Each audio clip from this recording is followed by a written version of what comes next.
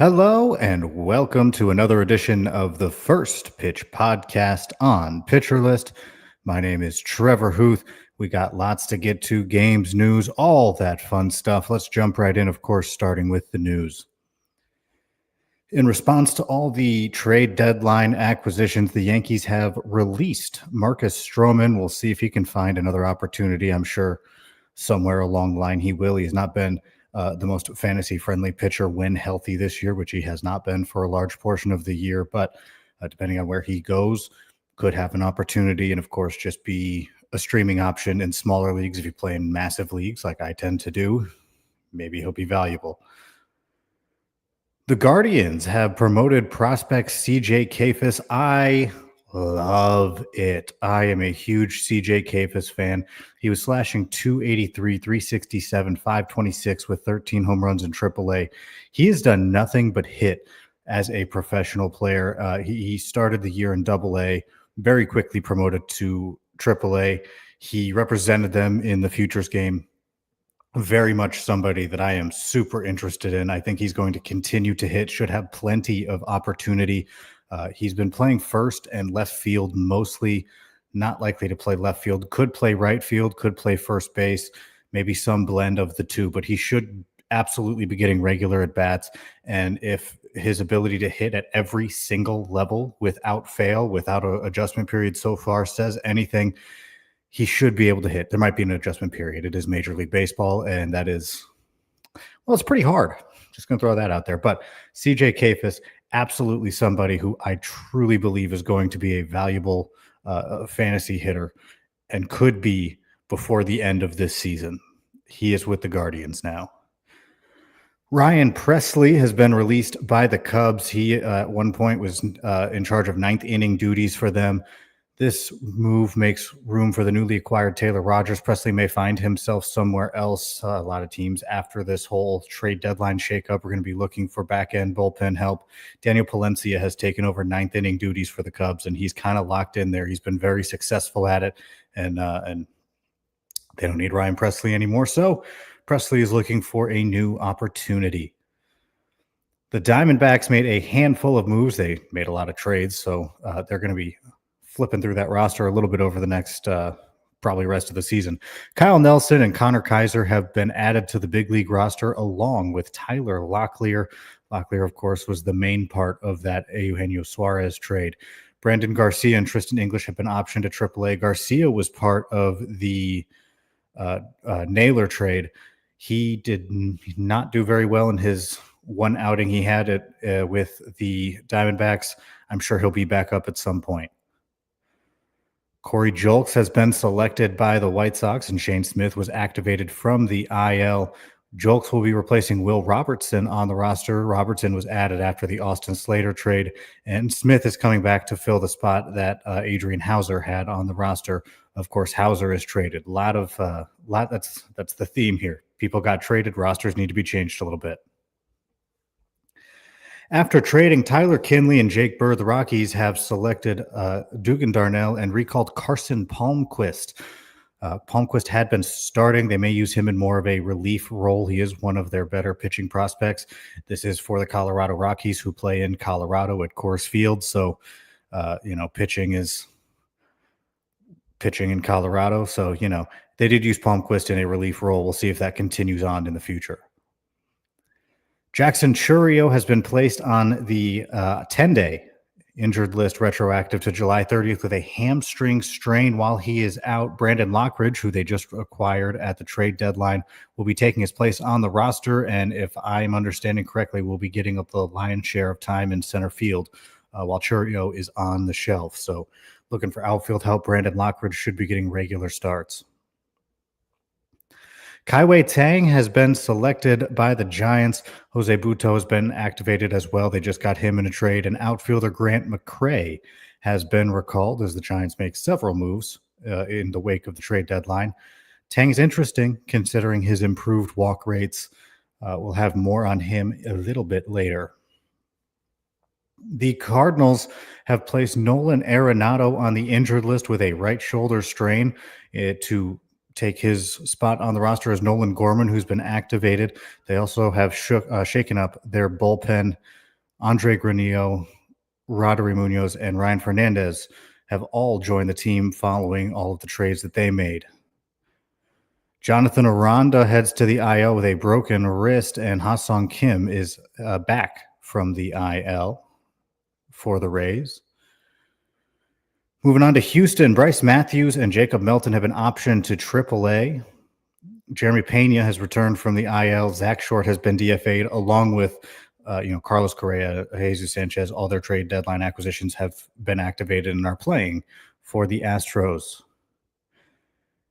Anthony Veneziano has been DFA'd by the Marlins. That makes room for prospect Jacob Marcy, who has been promoted, and Marcy has earned it. He has played very well, but he has kind of been a player of extremes. At one point, he's hitting, 200 or less and striking out a ton and not looking good. And then at the next point, he's hitting like 400 and is doing amazing. I don't understand.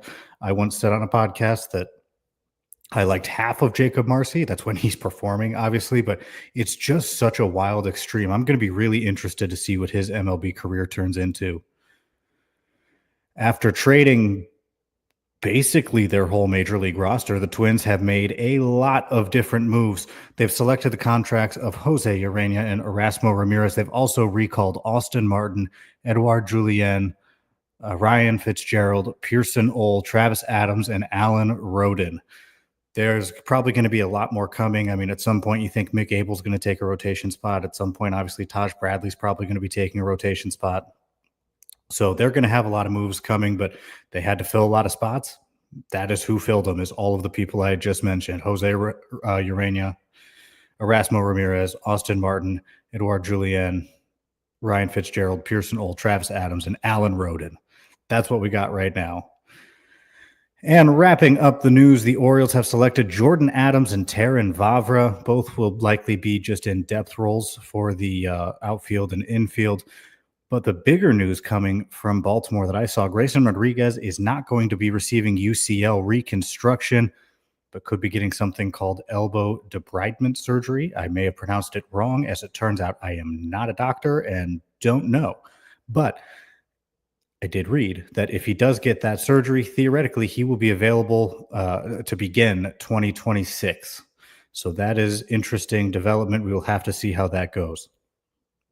Taking a look at some of the highlights from yesterday's games, Tyler Locklear mentioned that he is with the Diamondbacks now. He debuted with his new team going 0 for 3 with a walk and 2 strikeouts.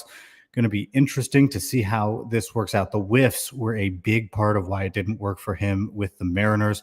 He was hitting really well in the PCL, but PCL and Major Leagues are obviously very different. PCL can really expand your numbers. I say it all the time. We'll see what Locklear can do. He'll need to cut down on those whiffs. Obviously, he's going to have a very long runway to do so. I don't see him losing the job at any point through the end of this season. For the A's, Shea Langeliers had a trio of hits, including his 19th home run and 17th double, as he continues to just be a very solid fantasy catcher. White Sox offense had a power surge. Andrew Benintendi hit his 14th home run, added a double.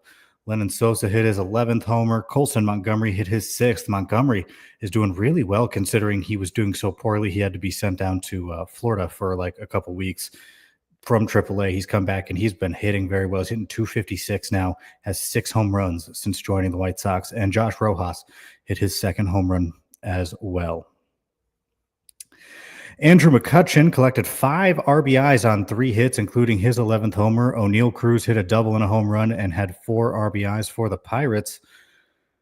Rockies, things are getting kind of interesting there with their offense. Warming Bernabel showing a weird amount of power. He did not have a whole lot of impact on the baseball at AAA, but he has 3 home runs and is hitting 458 in his first 24 at-bats. Small samples are small samples, but it's really interesting to see that power play out, even given the fact that it's in Colorado. Brenton Doyle might be turning a corner. Hopefully, he hit his 8th home run and 13th double in the game yesterday. Doyle's hitting 347 over his last 15 games. His EVs and his hard hit percentage did not drop at all. He just seemed like he was unlucky, and maybe that luck is starting to turn as he has been great since the All-Star break. And also for the Rockies, Ezekiel Tovar hit 4 doubles. Anthony Volpe filled up the stat sheet. He went 4 for 5, hit his 17th home run, added a double, and stole a pair of bases. Javier Sanoja hit a pair of home runs for the Marlins. He had 3 RBIs, and Jacob Marcy, recently promoted, hit a double and walked 3 times in his debut. Again, super interested to see how his career goes. Pete Alonso hit his 23rd home run of the season. The power is there, always will be there. That's his whole thing. But his average is coming down. For a large part of the year, he's been up around the 290 area. He's now at 260. So it is falling. He's coming back down to earth. But obviously, dude can still hit absolute bombs. The Royals offense had a good day. Mike Yastrzemski, they recently acquired, hit his 9th home run. Bobby Witt Jr. hit a home run, stole a base. Salvador Perez, Adam Frazier also added home runs to their day. And for the Brewers, Blake Perkins hit a pair of home runs. William Contreras hit one. Wilson hit one for the Cardinals as well. And Andrew Vaughn, this is kind of the focus here, hit his 11th homer of the season, his 6th as a member of the Brewers. And since coming over from the White Sox and becoming a Milwaukee Brewer, Andrew Vaughn is hitting .386, 6 home runs, 17 games. And over that time, he has struck out 9 times and walked 8. He looks like a completely different ball player. Looking at the pitching, Jacob Lopez is the guy who got the start for the Athletics. He threw 5 scoreless innings with a pair of walks and 5 strikeouts. Following him was Luis Morales, their top pitching prospect that they just promoted. Morales went 2 innings, giving up 3 hits and a run, and allowed a walk in his debut. Lopez lowered his season ERA to 3.99, has 84 strikeouts in 70 innings, and I'm interested to see what the usage of Luis Morales is. You'd think eventually they might want him to start, or maybe he just works multi-inning relief, and this is just a welcome to the big leagues, and he'll get a bigger role next year.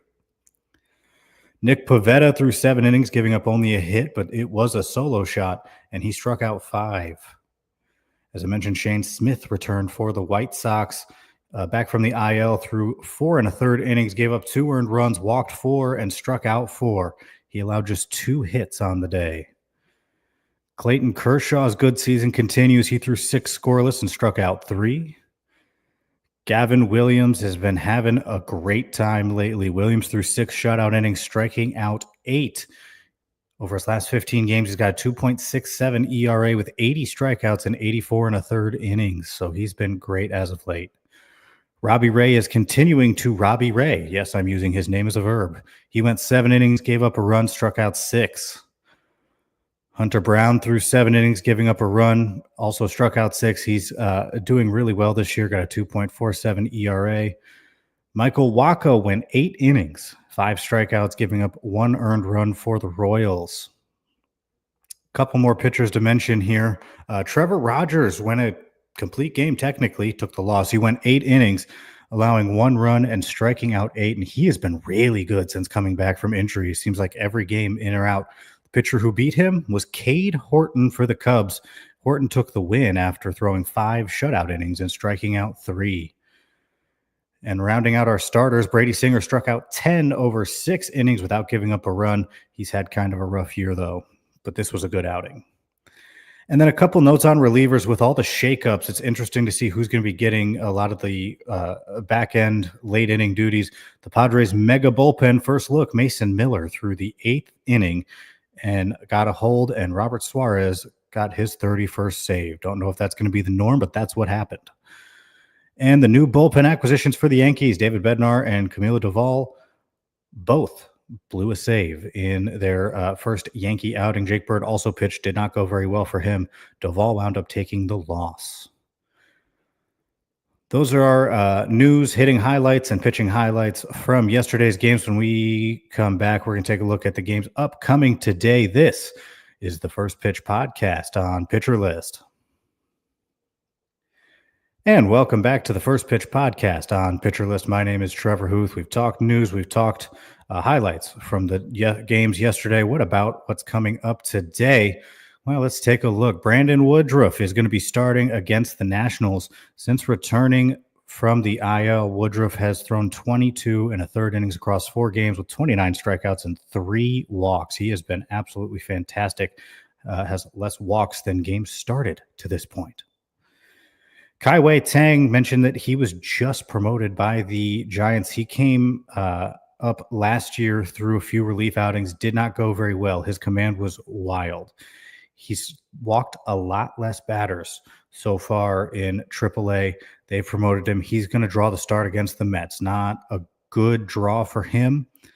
If he has his command, it may go okay, but he may be a guy who gives up a lot of runs, might be a guy who could walk a lot of people in an outing. He also could get a lot of strikeouts. I really don't know what to expect. I don't think I personally am going to trust Tang in a streaming situation, especially not against the Mets, but in general, to be fair, he threw 54 AAA innings, struck out 86 batters.